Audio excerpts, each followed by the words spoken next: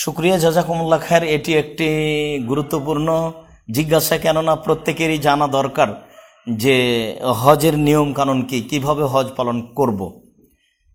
আমরা অবশ্য এই বিষয়ে বিভিন্ন দিন বক্তব্যে আলোচনা করেছি, আপনারা সেগুলি থেকে ইউটিউব থেকে দেখে নিতে পারেন। তো আজকে যেহেতু বিষয়ে জিজ্ঞাসা করা হয়েছে, কাজে আমরা এখানে আপনাদেরকে একটি সংক্ষিপ্ত নমুনা পেশ করতে চাচ্ছি। রাসূল সাল্লাল্লাহু আলাইহি সাল্লাম বলেছেন, খুযু আন্নী মানাসিকাকুম, তোমরা আমার নিকট থেকে তোমাদের হজের নিয়ম কানুন গ্রহণ করো। এটা রাসূল সাল্লাল্লাহু আলাইহি সাল্লামের আদেশ। খুযু আন্নী মানাসিকাকুম, তোমরা তোমাদের হজের নিয়ম কানুন আমার নিকট থেকে গ্রহণ করো। তাহলে হজ পালন করতে হবে রাসূল সাল্লাল্লাহু আলাইহি সাল্লামের দেওয়া নিয়ম কানুন অনুযায়ী। এ মর্মে আপনাদেরকে আমি শুধু খালি আমল বাস্তবায়ন হিসাবে পেশ করছি। নির্ধারিত স্থানে আপনারা এহরাম বাঁধবেন। লাব্বাইক উমরাতান, আমি উমরার জন্য উপস্থিত।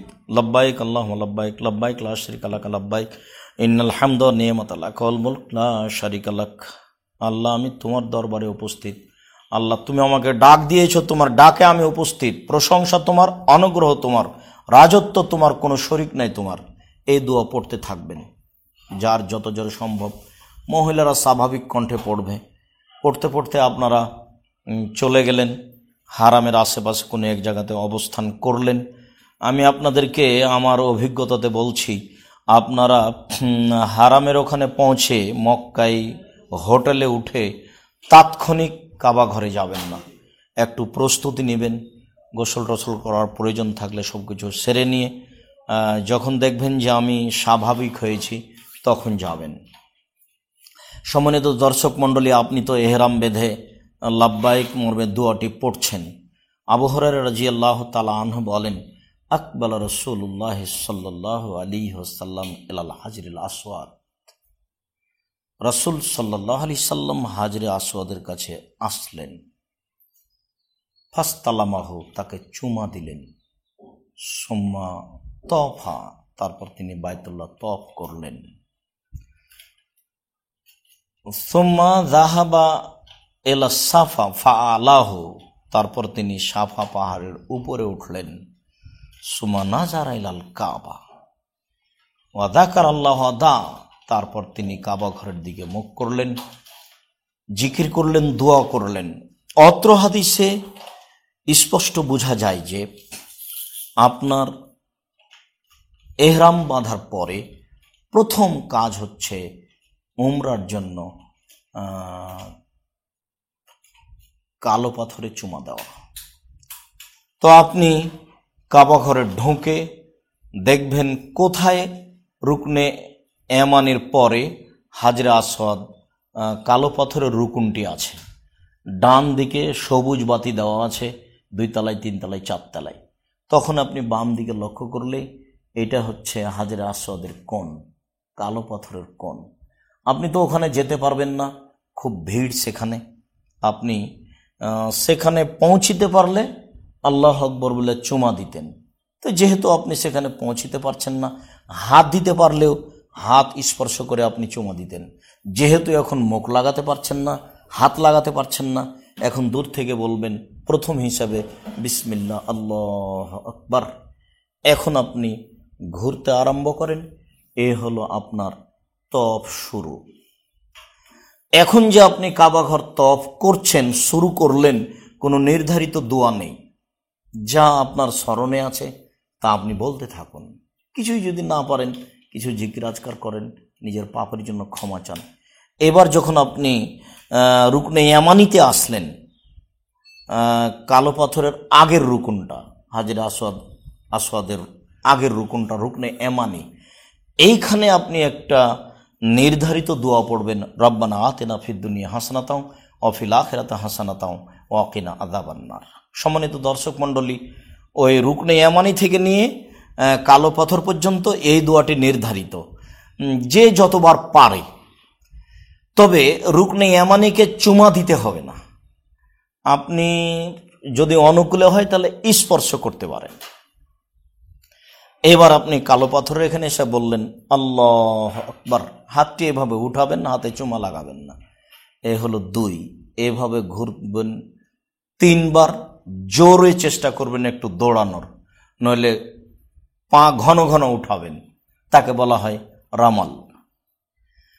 আর এরপরে যে আপনি 4 বার ঘুরবেন, এটা হলো স্বাভাবিক হাঁটবেন। 7 বার যখন হয়ে যাবে তখন আপনার তওয়াফ শেষ হলো। তওয়াফ শেষে আপনাকে 2 রাকাত সালাত আদায় করতে হবে।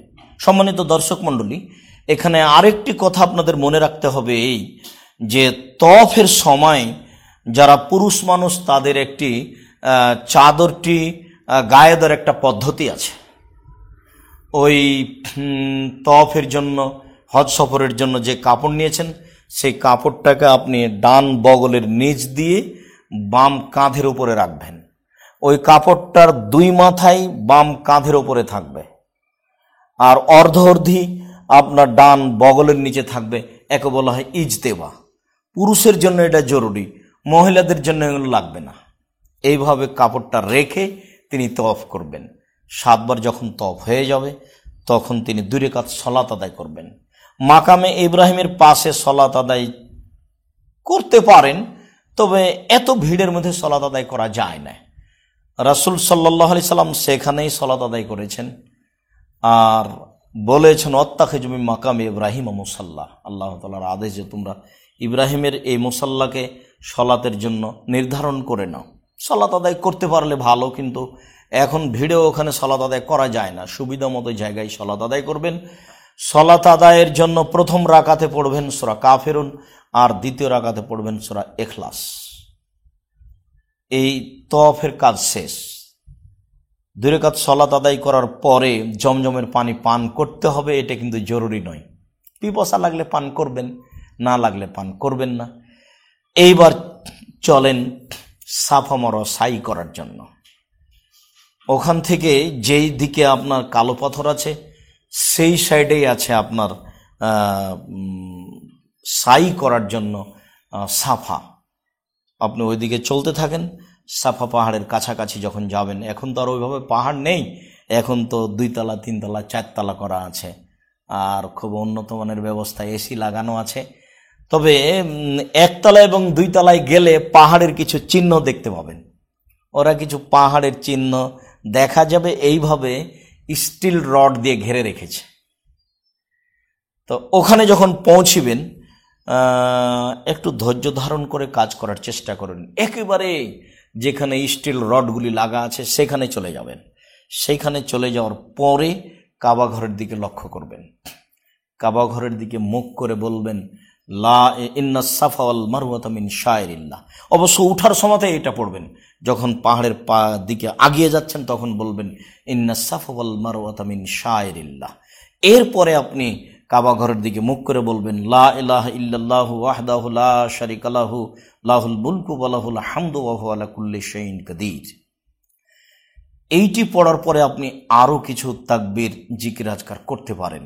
এরপরে আপনি কাবা ঘরের দিকে মুখ করে হাত তুলে দোয়া করবেন। আপনি আপনার রুচি মতো, ইচ্ছা মতো, একটা সময় মতো হাত তুলে দোয়া করবেন। যখন আপনার এই জিকির আজকার হাত তুলে দোয়া শেষ হবে তখন আপনি সাইর কাজ আরম্ভ করেন। হাঁটতে থাকেন, একটু হাঁটার পরে দেখতে পাবেন সবুজ বাতি।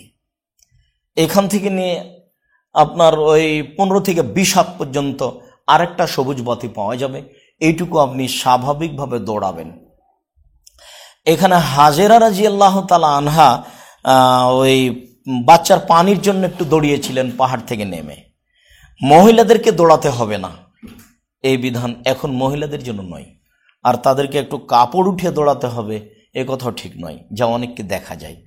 আর আপনি পুরুষ মানুষ ওখানে গিয়ে আর এক সবুজ বাতি পর্যন্ত দৌড়াবেন। এবার চলতে থাকেন, স্বাভাবিকভাবে দোয়া করতে থাকেন। চলতে চলতে আপনি চলে গেলেন মারওয়া পাহাড়ে। মারওয়া পাহাড়ে গিয়ে আপনি কাবা ঘরের দিকে মুখ করবেন। কাবা ঘরের দিকে মুখ করে বলবেন লা ইলাহা ইল্লাল্লাহু ওয়াহদাহু লা শারীকা লাহু লাহুল মুলকু ওয়া লাহুল হামদু ওয়া হুয়া আলা কুল্লি শাইইন কাদির। 3 বার বলবেন। সাফাতও 3 বার বলবেন, এখানেও 3 বার বলবেন। 3 বার বলার পরে আরও কিছু তাসবিহ তাহলিল জিকির আজকার করবেন। তারপরে হাত তুলে দোয়া করবেন। হাত তুলে দোয়া করার পরে আবার আপনি চলে আসেন সাফা পাহাড়ে। সাফা পাহাড়ে যখন আসলেন তখন আপনার 2 বার হয়ে গেল। এখানে আবার হাত তুলে দোয়া করেন এবং এই তাসবিহ তাহলিল জিকির আজকার করেন, এই দোয়াটি পড়েন। সাফা থেকে মারোয়া আসেন, 3 বার হলো। মারোয়াতে এভাবে আপনি হাত তুলে দোয়া করেন, জিকির আজকার করেন। আবার সাফাতে আসেন, 4 বার হলো, ওইরকমই করেন। আবার মারোয়াতে আসেন, এইভাবেই কাবা ঘরের দিকে মুখ করে হাত তুলে দোয়া করেন, জিকির আজকার করেন। আবার সাফায় আসেন, 6 বার হলো। এবার আপনি মারোয়াতে চলেন, এখন আর হাত তুলে দোয়া করতে হবে না, জিকির আজকার করতে হবে না। এবার মারোয়াতে আসলেই আপনার সাইর কাজ শেষ হয়ে গেল। আপনার এখন মাথার চুল সামনের দিক থেকে মহিলা মানুষ হলে একটু কেটে ফেলতে হবে শেষ থেকে, আর যদি পুরুষ মানুষ হয় তাহলে তার জন্য 2টি বিধান, হয় মাথা নেড়ে করবে আর না হয় মাথার চুল ছোট করবে। অবশ্যই নেড়ে করা উত্তম, ছোট করা জায়েজ। এ হচ্ছে উমরাহ। এখন আপনার এহরাম শেষ, আপনার উমরাহ হয়ে গেল। সম্মানিত দর্শক মণ্ডলী, আপনাদের এখানে আর একটু অবগতিতে থাকা ভালো যে উমরার জন্য 3টি রুকন, এহরাম বাঁধা, সাফা তওয়াফ করা এবং সাফা মারওয়া সাই করা। উমরার জন্য বলা যেতে পারে যে 2টি ওয়াজিবের মধ্যে স্বাভাবিক, একটি এহরাম বাঁধা আর মাথার চুল ছোট করা বা নেড়ে করা, এটি ওয়াজিব বলা যায়। আর ওই 3টি রুকুন হিসাবে আপনাকে আমল করতে হবে। এভাবে মোটামুটি উমরার কাজ শেষ হলো। এবার চলেন হজের জন্য আমরা প্রস্তুতি নিই। জুলহিজ্জার 8 তারিখ চলে এসেছে।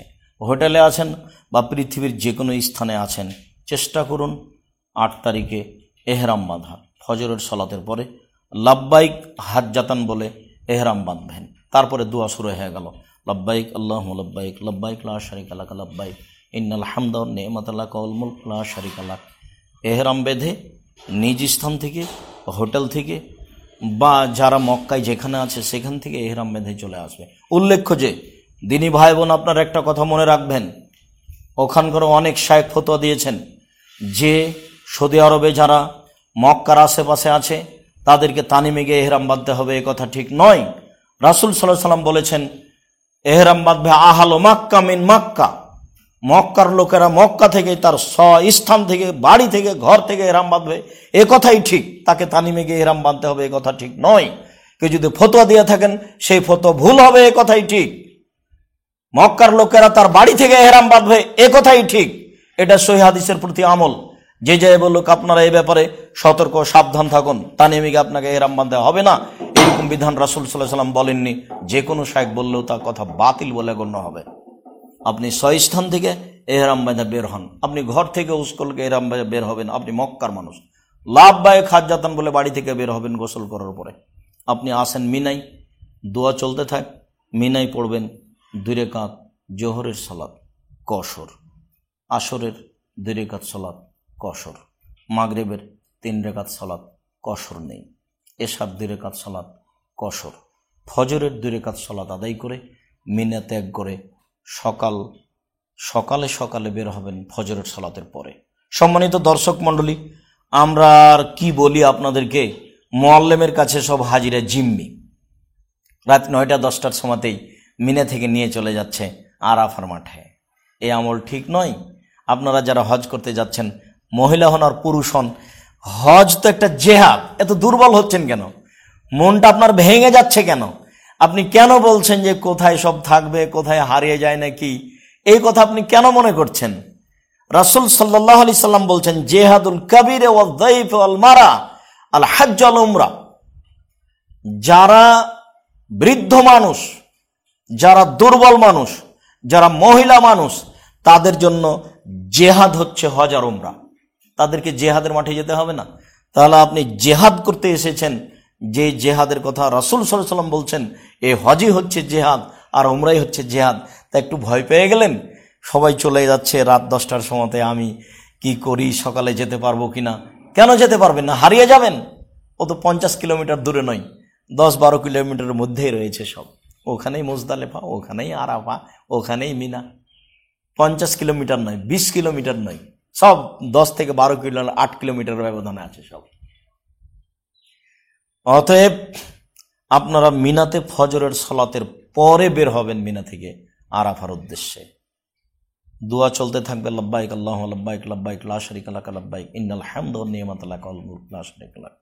সকালে চলে গেলেন ফজর সালাতের পরে আরাফায়, আরাফার মাঠে থাকেন, ওখানে কিন্তু কোনো ইবাদত নেই, শুধু এই দোয়াই চলতে থাকবে আর তাসবিহ তাহলিল জিকির আজকার থাকবে।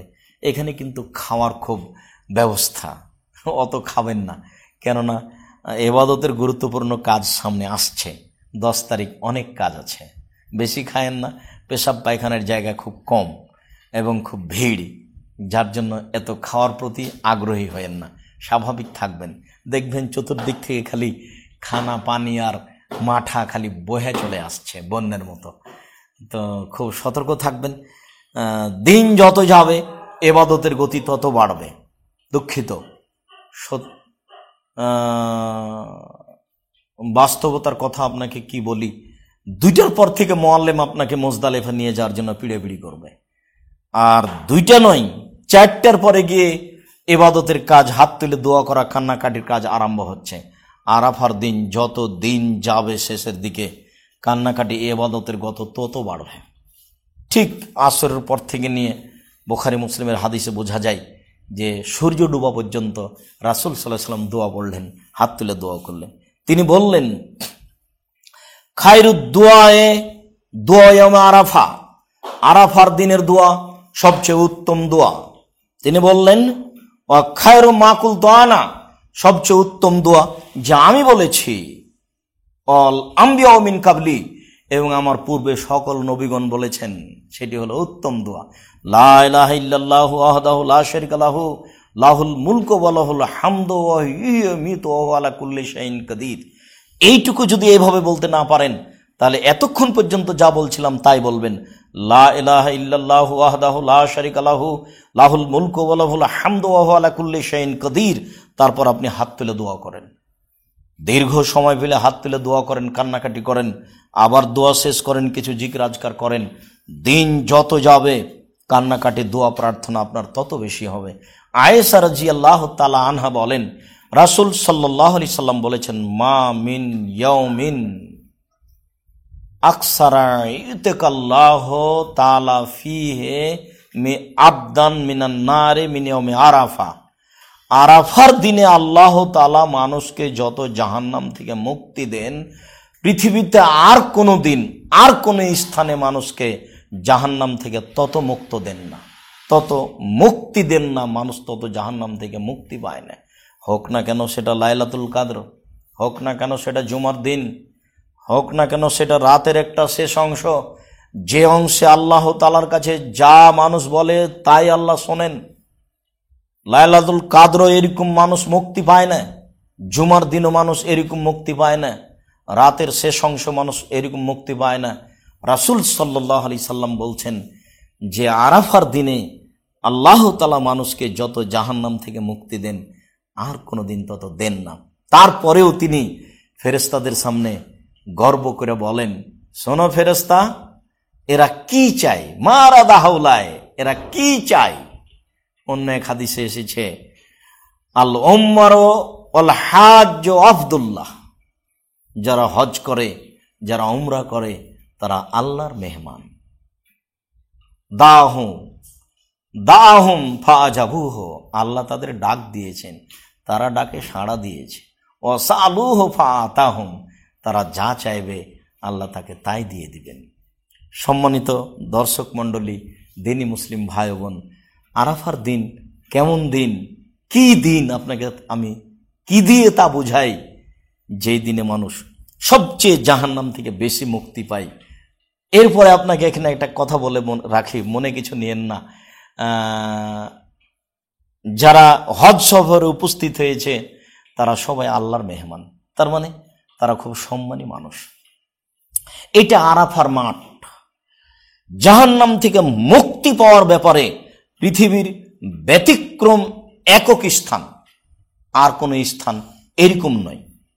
তাহলে সেটা হলো আরাফার মাঠ।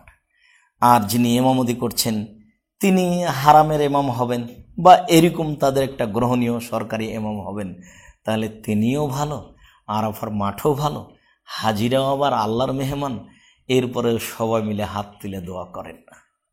কিন্তু আপনার ঢাকা টঙ্গীর আখেরি মোনাজাতে সকল মানুষ হাত তুলে দোয়া করে, ইমাম সাহেবের গামছা হাতের নিচ দিয়ে গলার সাথে জড়ানো আছে, ঘন্টার ঘন্টা হাত তুলে দোয়া চলে। আরাফার মাঠে হাত তুলে দোয়া চলে না, তুরাগ নদীর তীরে এই পেশাব পায়খানার উপরে হাত তুলে আখেরে মোনাজাত চলে, সেইটা আবার ধর্ম হলো? কখনো নহে। আমি আপনাকে এ কথা বলে আপনার নিন্দা করতে চাইনি, আল্লাহর কসম আমি আপনার নিন্দা করতে চাইনি। আমি আপনাকে যেটা বলতে চাচ্ছি সেটা হলো এই, সব জায়গাতে সবচেয়ে ভালো জায়গাতে যেখানে প্রায় 30 থেকে 50 লক্ষ মানুষ উপস্থিত, বা এক সময়ে কোটি মানুষ উপস্থিত হবে, তারও বেশি হতে পারে, এরপরেও সেখানে আখেরি মোনাজাত নেই, তার মানে এমন বিধান রাসূল সাল্লাল্লাহু আলাইহি ওয়াসাল্লাম করেননি। হাত তুলে দোয়া তো আছে, ব্যক্তিগত ব্যাপার, অনেক হাদিস, হাত তুলে দেওয়া তো সমষ্টিগত ব্যাপার আছে, পানি চাওয়ার ব্যাপার। তো আমলটির বিষয়ে একটু খেয়াল করবেন। আমি মধ্যেখানে একটা কথা বলে ফেললাম, মনে কিছু নিয়েন না। তারপরে আপনার সন্ধ্যা হয়ে গেল, হাত তুলে দোয়া করলেন, প্রার্থনা করলেন, জিকির আজকার করলেন, কানাকাটি করলেন, নিজের জন্য বললেন, আহাল পরিবারের জন্য বললেন, দেশবাসীর জন্য বললেন, পিতামাতার জন্য বললেন, যারা দুনিয়াতে থেকে চলে গেছে, মারা গেছে, কবরে আছে, তাদের জন্য বললেন। সূর্য ডুবার পরে আপনি আরাফার মাঠ ত্যাগ করুন। এবার চলেন মুজদালিফায়। রাত 12টা হোক, 1টা হোক, 2টা হোক, যখন আপনি মুজদালিফায় পৌঁছিবেন তখন আপনি মাগরিবের 3 রাকাত সালাত আদায় করবেন, আর এশার 2 রাকাত সালাত আদায় করবেন। সুন্নাত পড়বেন না, এমনকি মুজদালিফার মাঠে আপনি বিতরও পড়বেন না। সেদিন আপনার বিতির লাগবে না, সেদিন সুন্নাত লাগবে না, সুন্নাত তো লাগবেই না। এরপরে আপনি শুয়ে যান, কিছু তাসবিহ তাহলিল জিকির আজকাল করেন, কেননা আল্লাহ তাআলা বলছেন ফাদকুরুল্লাহ ইনদাল মাশআরিল হারাম, তোমরা মাশআরে হারামে আল্লাহকে ডাকো। আর মাশআরে হারাম বলতে একটা নির্ধারিত জায়গা এ কথা নয়, মাশআরে হারাম বলতে মুজদালিফার যেখানে আপনি স্থান পেয়েছেন সেখানে আল্লাহকে একটু স্মরণ করুন, একটু জিকির আজকার করুন, ডাকুন, এখানে আপনি হাত তুলে দোয়া করেন। এরপর আপনি শুয়ে পড়েন। আপনি ফজরের সালাত আদায় করে সূর্য ওঠার পূর্বে মাঠ ত্যাগ করুন। মুশরিকেরা সূর্য ওঠার পরে মাঠ ত্যাগ করত, আপনাদেরকে সূর্য ওঠার আগে ফজরের সালাতের পরপরই মুজদালিফা ছেড়ে মিনাই চলেন। এখানে আপনাকে আরেকটি জরুরি কথা বলি যে রাসূল সাল্লাল্লাহু আলাইহি সাল্লাম মহিলাদেরকে এবং অসুস্থ মানুষদেরকে আর যারা কাজের মানুষ রাখাল তাদেরকে বলেছেন যে তারা মুজদালিফায় কিছুক্ষণ অপেক্ষা করার পরে মিনায় চলে যেতে পারে। এ কথার অর্থ এই নয় যে সারা দুনিয়ার পুরুষ নারী মুজদালিফা উপস্থিত হওয়ার পরে মিনায় যে হোটেলের মতো এসি লাগাচ্ছে আবাসিক অবস্থান করবেন, এটা ঠিক নয়। রাসূল সাল্লাল্লাহু আলাইহি সাল্লাম নিজে পুরো রাত মুজদালিফায় থেকেছেন, আপনাদেরকেও থাকতে হবে। জিহাদে এসেছেন, দুর্বল হন কেন? রাসূল সাল্লাল্লাহু আলাইহি সাল্লাম যারা অসুস্থ এবং যারা কাজের মানুষ তাদেরকে মিনায় পাঠিয়ে দিয়েছিলেন, মুজদালিফায় সারা রাত থাকতে হবে না, এ কথা বলেছিলেন। আপনার কি অসুখ হয়েছে? জিহাদ করতে এসে অসুখ দেখাচ্ছেন কাকে? এইখানে আপনি ফজরের সালাত আদায় করবেন, তারপরে মুজদালিফা ত্যাগ করবেন, মিনাতেই যাবেন না, সবচেয়ে ভালো হবে। ব্যাগ বোকচা নিয়েছেন কেন? স্বাভাবিক থাকেন, যা কিছু আছে ব্যাগ বোকচা সব ফেলে দেন, এখন কাজ আরম্ভ হবে।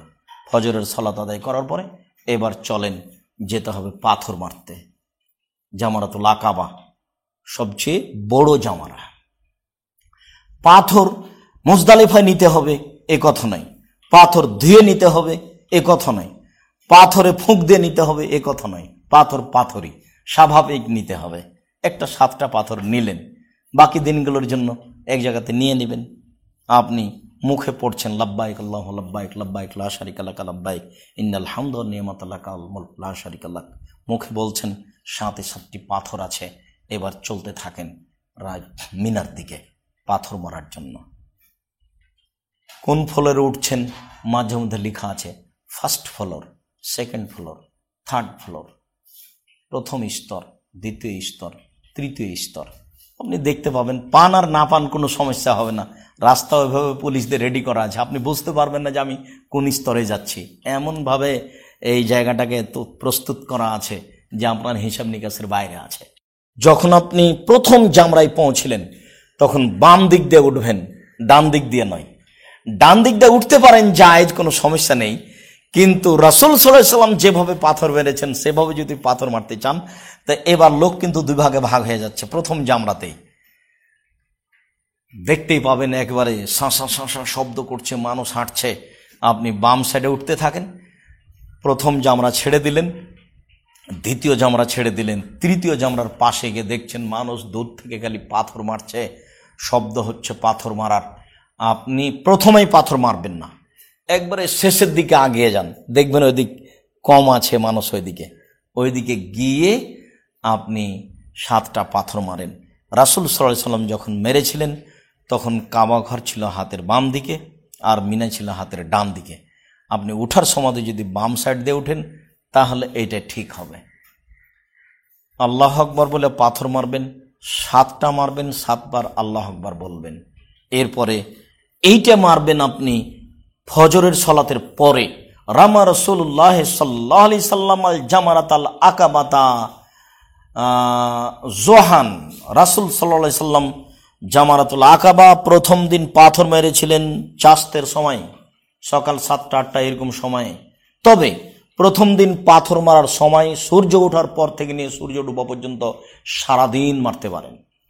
পরের 2 দিন অবাদাহু বাদা জাওয়াল, পরের 2 দিন 3 দিন পাথর মারবেন জোহরের পরে। সরকারের পক্ষ থেকে কিছু নিয়ম কানুন থাকতে পারে, তবে আপনারা পরের দিনগুলিতে জোহরের পরে পাথর মারবেন। এবার আজকের 10 তারিখ বড় দিন হজের জন্য, এদিন চলে এসেছে। এখন আপনার তালবিয়া আপাতত শেষ। আপনাকে আর একটা কথা বলি, রাসূল সাল্লাল্লাহু আলাইহি সাল্লামকে জিজ্ঞাসা করা হলো সবচেয়ে উত্তম হজ কোনটি?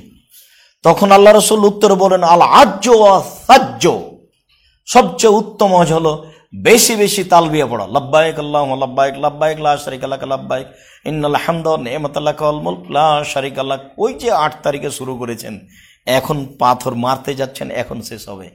সবচেয়ে বেশি বলতে পারলো যে তার হলো উত্তম হজ। আর আল হাজ্জ ওয়াস সাজ্জ, আর আপনার ওই রক্ত প্রবাহিত করা। যদি কুরবানি বেশি দিতে পারেন, 2 4 5টা 10টা দিতে পারেন, তাহলে বেশি নাকি হবে। উত্তম হজের উত্তর দিলেন আল্লাহর নবী এই বলে যে তা হলো বেশি তালবিয়া পড়া, আর তা হলো রক্ত প্রবাহিত করা বেশি বেশি করে। এবার চলেন আজকে দ্বিতীয় গুরুত্বপূর্ণ জরুরি কাজ, তা হলো কুরবানি করা। আপনারা নিজেরা কুরবানি করবেন বা সরকারিভাবে টাকা জমা দিয়ে দিয়েছেন, সেটা তো কোনো সমস্যা নেই।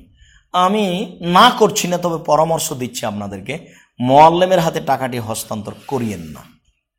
সরকারিভাবে দিন রাত দেখবেন ওখানে হারামের চতুর্দিকে সব টাকা নিচ্ছে, সরকারিভাবে টাকা জমা দিয়ে দেন, 300 রিয়াল বা 400 রিয়াল যেটা বলছে, বা 350 রিয়াল, বা নিজেই কুরবানি করেন। লোকজন যদি আপনাদের পরিচিত থাকে, এলাকার লোক, তাহলে তার মাধ্যমে আপনারা নিজে কুরবানি করতে পারবেন, কোনো সমস্যা নেই। তো দ্বিতীয় কাজ হলো কুরবানি করা, তৃতীয় কাজ হলো মাথা নেড়ে করা, চতুর্থ কাজ হলো কাবা ঘরে তওয়াফ করা, পঞ্চম কাজ হলো সাফা মারওয়া সাই করা, ষষ্ঠ কাজ হলো আজকে মিনায় ফিরে আসতে হবে। জিহাদ করতে গেছেন, তওয়াফ করতেই গেলেন না, টাকা জমা দিয়ে দিয়েছেন, এই জন্য পাথর মারার পরে কাবা ঘরের পাশে এসে হোটেলে থেকে গেলেন, এটা নয়। মিনায় ফিরে যেতেই হবে। মুআল্লিম যদি বলে থাকেন যে ফিরে যাওয়া লাগবে না, হোটেলে থাকেন, তাহলে হয়তো বা আপনার কাছে জরিমানা নেওয়ার জন্য বলেছেন। কে বলেছে মিনায় থেকে যেতে হবে? হোটেলে থেকে যেতে হবে, মিনায় ফিরে যেতে হবে। আজকের জন্য এইটাই জরুরি বিধান।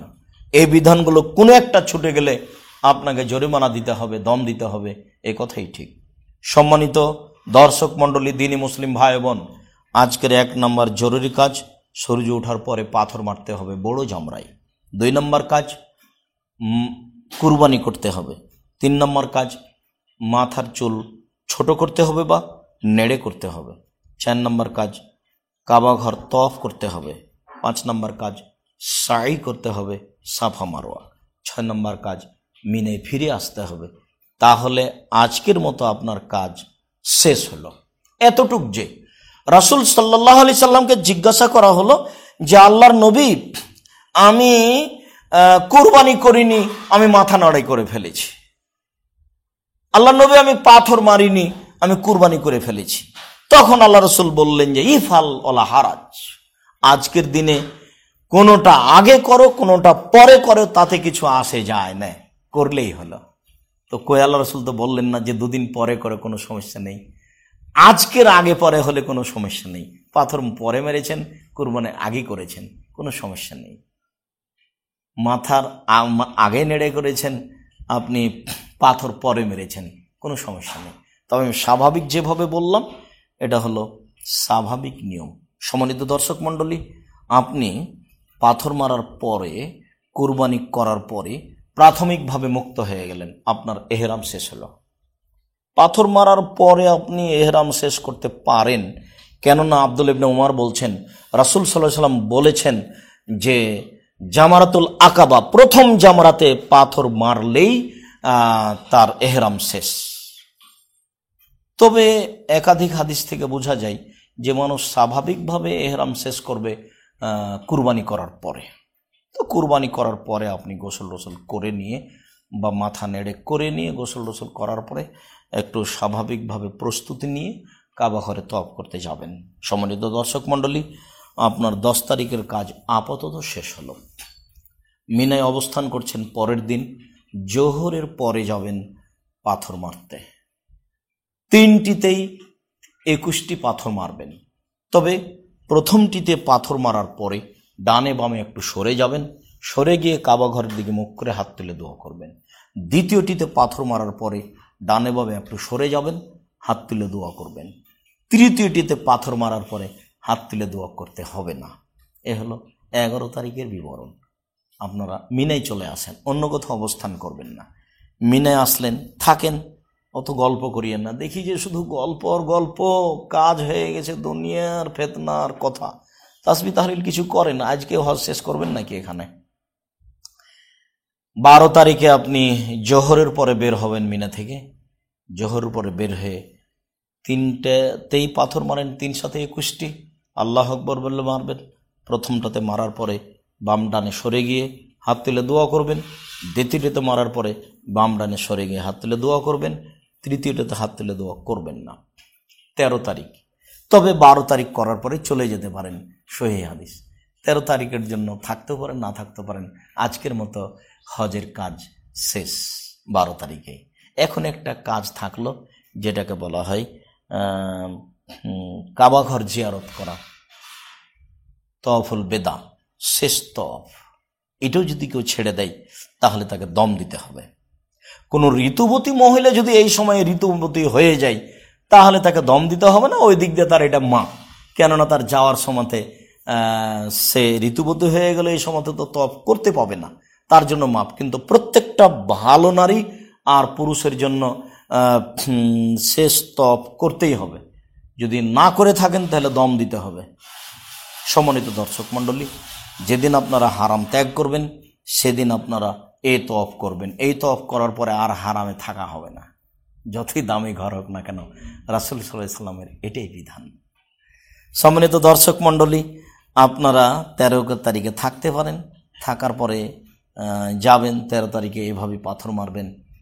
আমরা আপাতত এইভাবে হজের বিবরণটি পেশ করার পরে আরেকটি জরুরি কথা আপনাকে বলছি, সেটা হলো এই যে তওয়াফ উমরা করছেন কেন?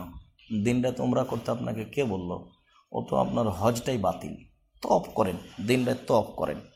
রাসূল সাল্লাল্লাহু আলাইহি ওয়াসাল্লাম বলেছেন, তওয়াফে যতবার পা উঠাচ্ছে নামাচ্ছে ততবার একটা পাপ ঝরে যাবে আর একটা নেকি লেখা হবে। রাসূল সাল্লাল্লাহু আলাইহি ওয়াসাল্লাম বলেছেন, রুকনে ইয়ামানি থেকে রুকনে আসওয়াদ পর্যন্ত এই 2 জায়গাতে যদি স্পর্শ করে তাহলে তার সব পাপ ক্ষমা করে দেওয়া হবে।